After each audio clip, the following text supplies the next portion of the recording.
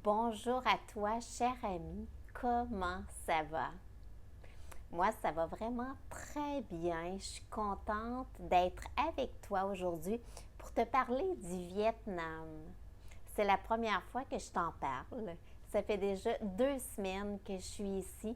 C'est la première fois de ma vie que je venais au Vietnam. Alors, c'est de la découverte totale. Et je peux te dire, c'est un coup de cœur total. Aujourd'hui, là, c'est un premier tour d'horizon que je fais avec toi pour te parler un petit peu de comment que je vis ici, c'est quoi que j'ai vu, parce que pour tout de suite, j'ai pas vu tant de choses touristiques.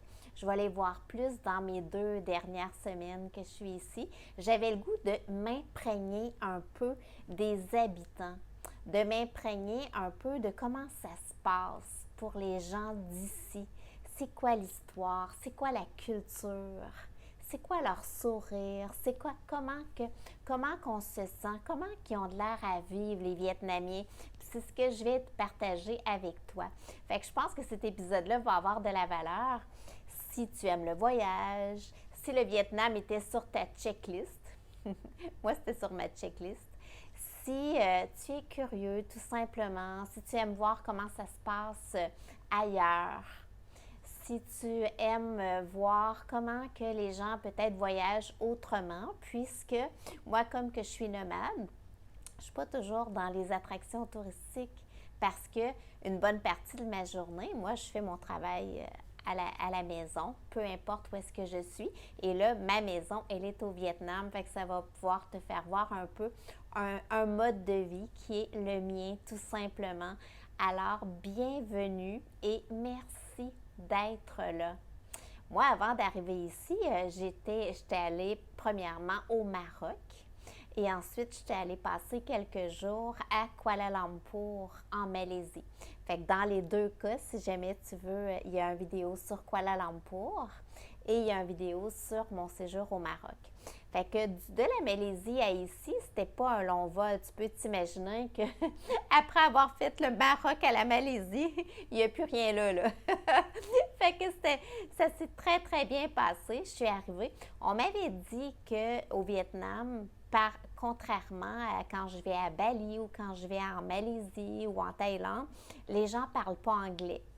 Puis ça, c'est pas la première fois que je vis ça. J'avais déjà vécu ça, entre autres en Pologne. Fait que c'est pour ça que j'étais déjà préparée à l'idée et c'est vrai. Fait que quand je suis arrivée, j'étais déjà avec l'idée que j'aurais à me débrouiller autrement pour me faire comprendre. Puis ça, c'est un bel apprentissage parce que, premièrement, ça sort de la zone de confort. Ça m'oblige à être plus débrouillarde. Ça m'oblige à communiquer autrement, puis à porter attention au regard, porter attention au sourire, porter attention aux poignées de main, porter attention à toutes les autres façons de communiquer. Et ça, j'aime vraiment ça.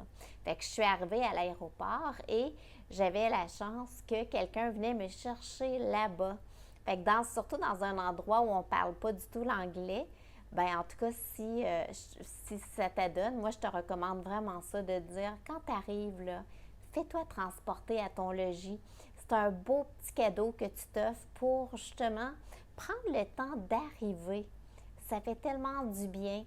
Alors, la personne est venue me reconduire à mon logis. J'avais peut-être 1 heure de transport de l'aéroport à mon logis. Hoyan, Hoian.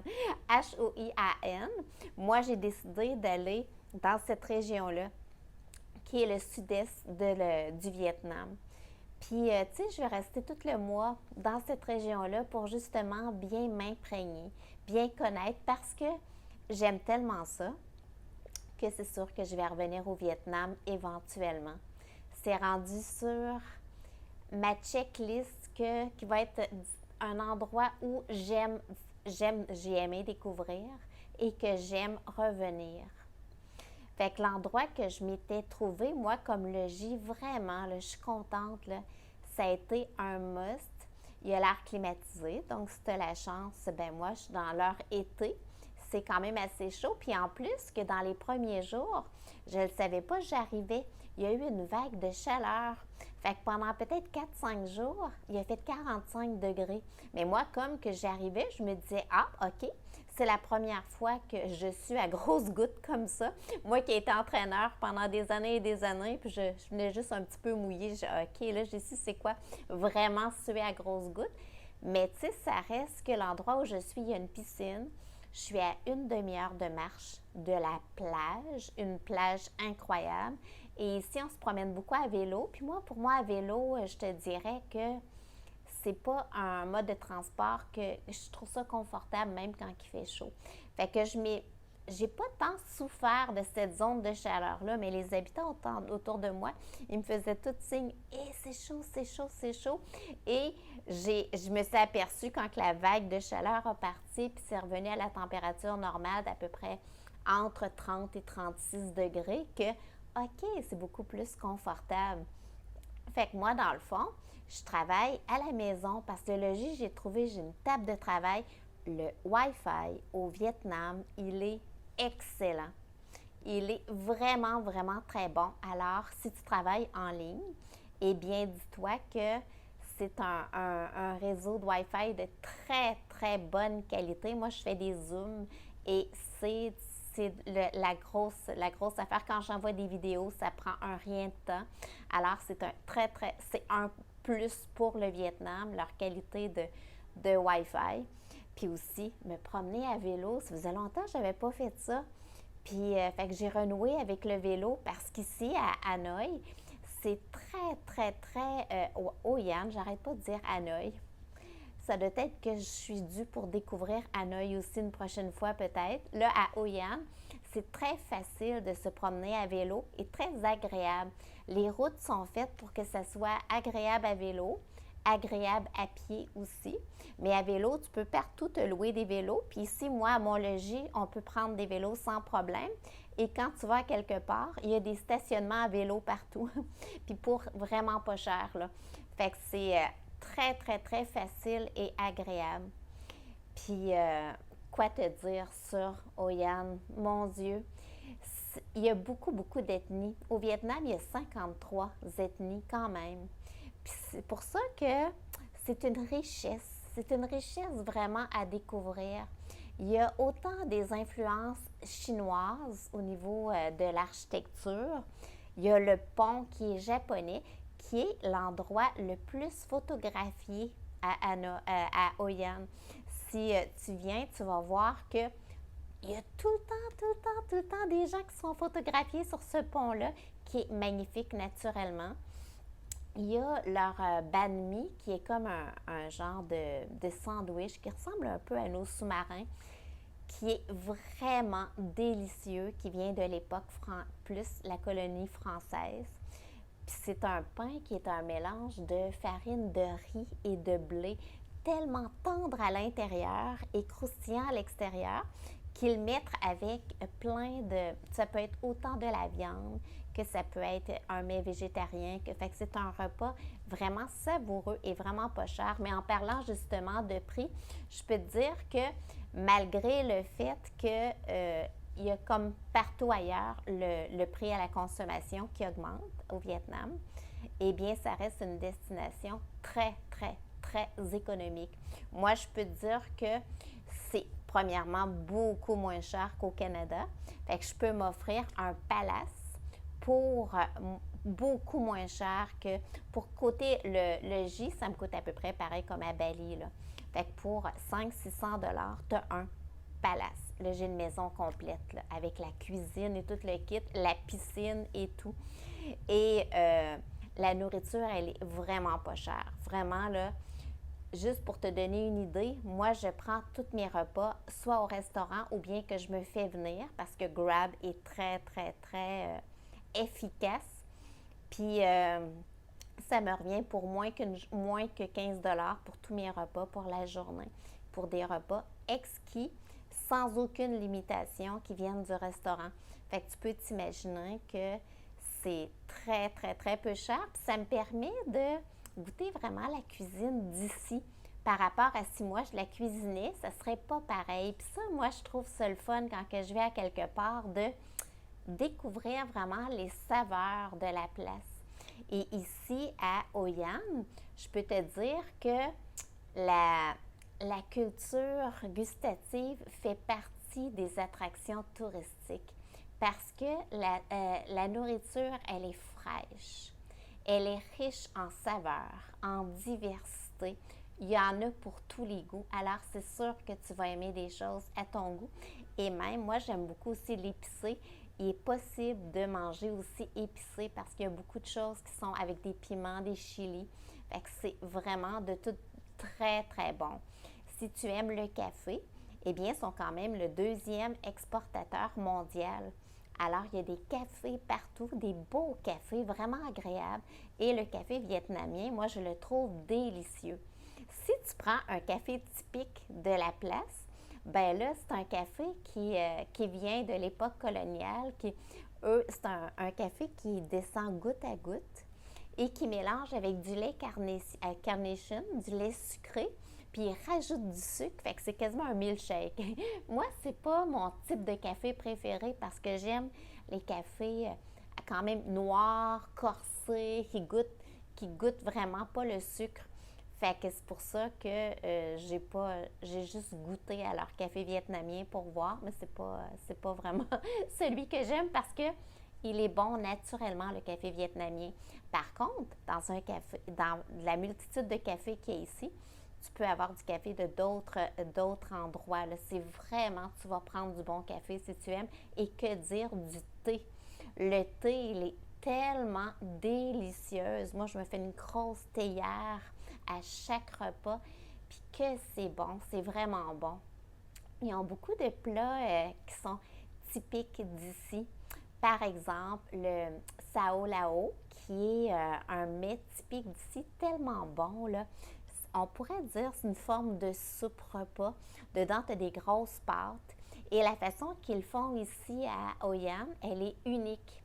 Elle est vraiment, ils ont leur façon à eux, elle est vraiment savoureuse. Je t'encourage si tu viens à l'essayer.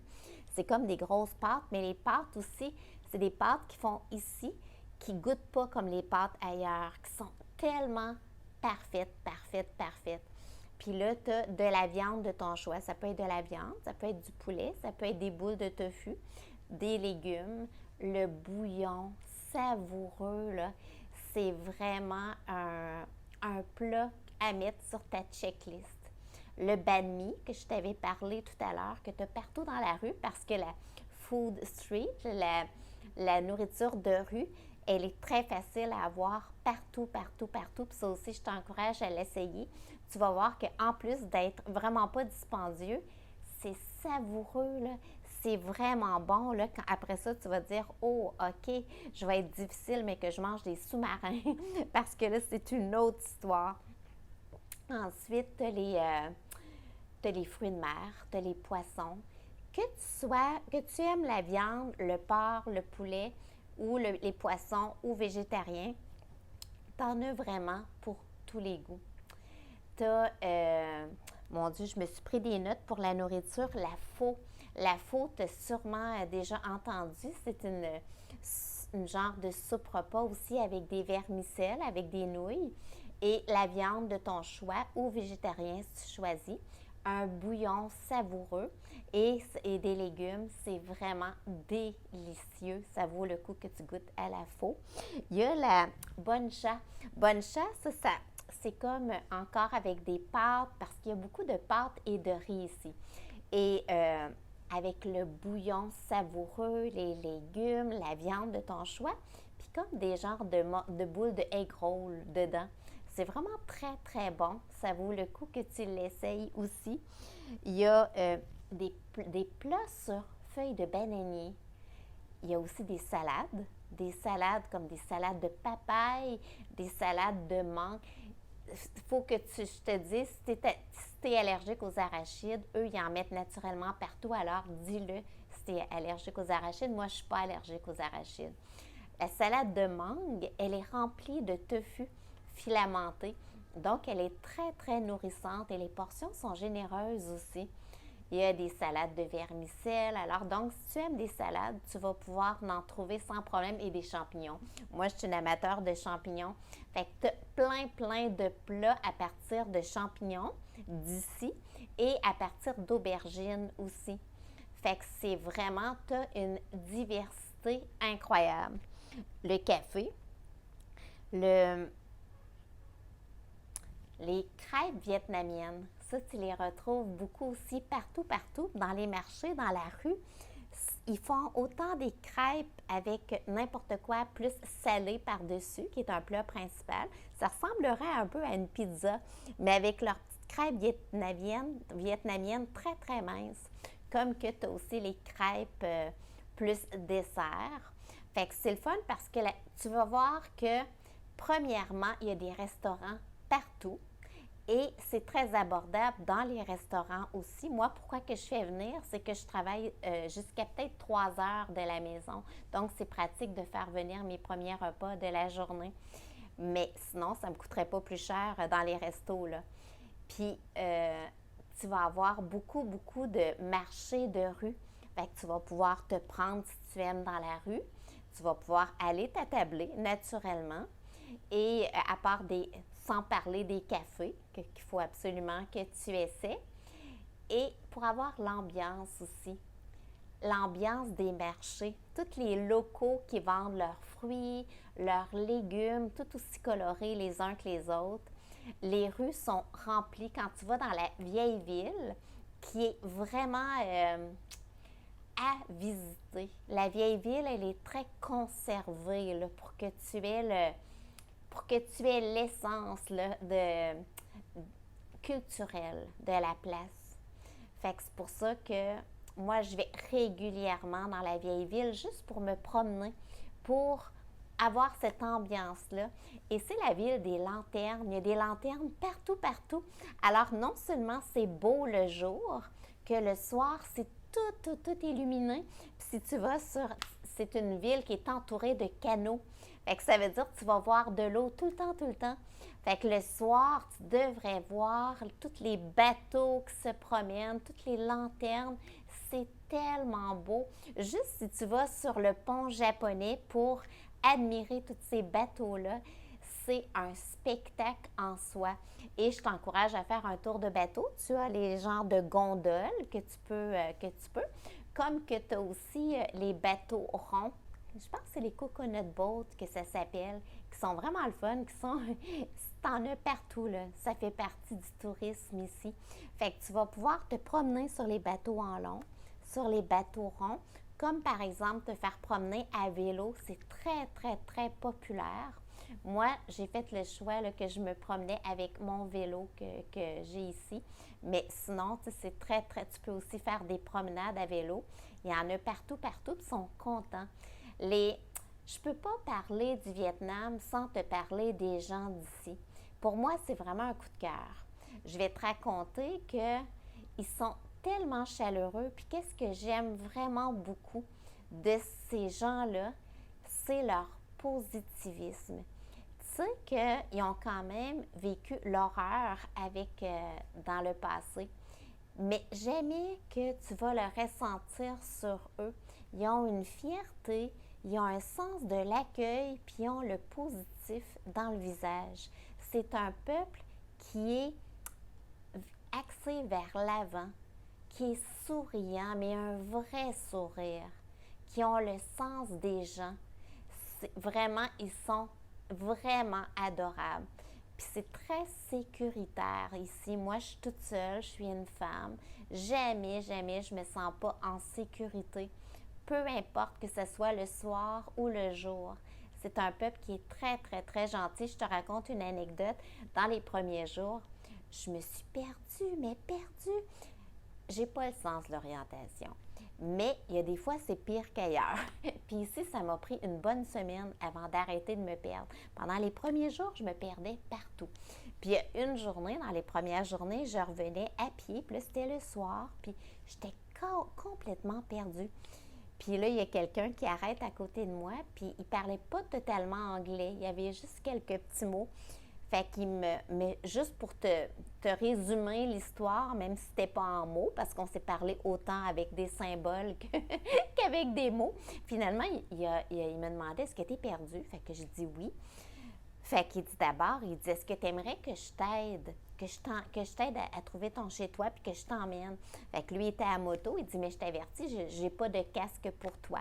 Est-ce que tu te sens à l'aise d'embarquer quand même si j'ai pas de casque? » J'ai dit « Ben oui, ben oui. » Fait que je monte sur Google Maps, c'était où j'habitais. Fait qu'imagine, mais là, je lui dis, j'ai pas de sous sur moi, mais j'ai des mangues. Je peux te donner des mangues. Fait que non, il faisait ça vraiment par gentillesse. Il est venu me reconduire jusqu'à ma porte. Puis il n'a jamais voulu que je lui donne des mangues. Ça donne une idée un peu de la gentillesse naturelle des gens. Aussi les enfants. Les enfants, c'est un coup de cœur. Tu sais, moi, je viens du Québec, puis souvent, je suis une maman aussi. Quand les enfants étaient petits, on leur disait de ne pas aller vers les étrangers, tout ça. Il y a comme une peur reliée aux étrangers. Ici, il n'y a pas cette peur-là. Fait que les enfants viennent tous à moi. Puis si tu viens, ça va être la même chose que pour toi, là. Les enfants arrivent, peu importe où je suis, où c'est des gros sourires. Tu sais, si, admettons, j'ai «Allô?» Il n'y a aucun enfant qui est gêné, là. Ben non, ça va être des gros sourires, des gros babayes, puis ils apprennent quelques mots d'anglais à l'école. Fait que c'est tellement cute parce que là, les enfants sont toutes fiers de venir dire « Est-ce que je peux parler un petit peu en anglais avec toi? » Écoute, même quand que je m'assois, des fois à une table, il y a des petits enfants qui viennent pour dire « Est-ce que je peux m'asseoir avec toi pour parler? » C'est tellement charmant. Puis les parents sont pas...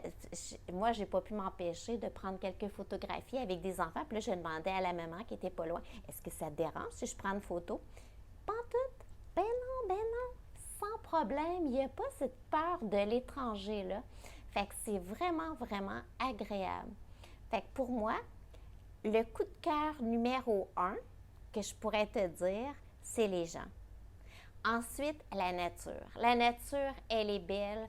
Où est-ce que je suis située? Moi, je suis entre la plage, qui est magnifique. Imagine, à une demi-heure de marche de chez moi, je suis rendue sur la plage. La plage, elle est longue, elle est belle, température parfaite, pas de coquillages, pas de roches, parfaite pour marcher, parfaite pour faire de la lecture sur le bord de l'eau. Il y a des balançoires, elle est vraiment belle. Que aussi toute l'eau pour me rendre à la vieille ville ou n'importe où, il y a des canaux d'eau tout le long, des couchers de soleil sur l'eau, des fleurs. Il y a tellement des belles fleurs. Il y avait un type de fleurs, entre autres, que j'avais trouvé tellement beau au Maroc, qui sont ici, super colorées, rose. Il y en a des jaunes, il y en a des blanches. Fait que pour les fleurs, pour les couchers de soleil, pour la température, écoute, pour moi, 35, c'est comme parfait, là. Je ne suis pas dans la saison des pluies. Fait qu'il fait tout le temps beau à tous les jours. Pour le côté bonne humeur, tu sais, je te parlais des bateaux en rond. Ben, ça, c'est des tours organisés. Fait que les gens qui sont sur ça, ils chantent des chansons, les bras dans les airs. C'est tellement joyeux. C'est vraiment magnifique. Pour te promener à vélo, si tu aimes te promener, ou pour la facilité, dans le fond, de te promener, que ce soit à vélo, à pied, en taxi, en bateau. Fait que c'est toutes les facilités très faciles de se promener. Pour la scène du café, pour la scène de la nourriture, qui est vraiment très bonne. Pour, attends un petit peu, les lanternes. J'avais jamais vu ça, moi, une ville remplie de lanternes comme ça. Pour le côté sécuritaire de l'endroit.